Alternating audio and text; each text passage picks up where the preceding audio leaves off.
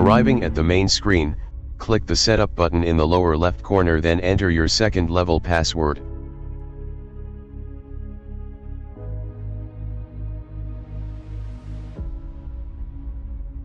Select the Offerings button, and enter your offering list. These entries should match your church collection's names exactly. Once you have built data upon these placeholders, you should not delete or change them. You can always add to the list going forward.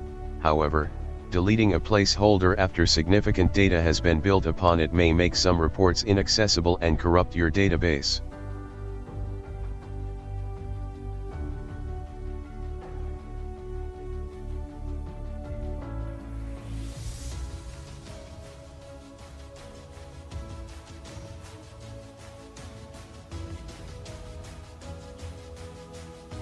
Likewise, you should choose these placeholders carefully, and once you have data built upon them, do not delete or change them.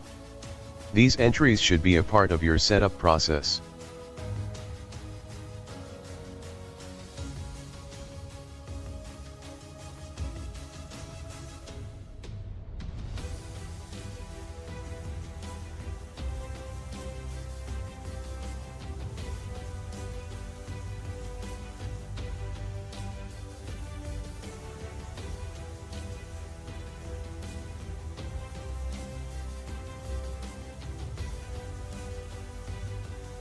To change the image on your letterhead, double-click the lower image, then click the Update button.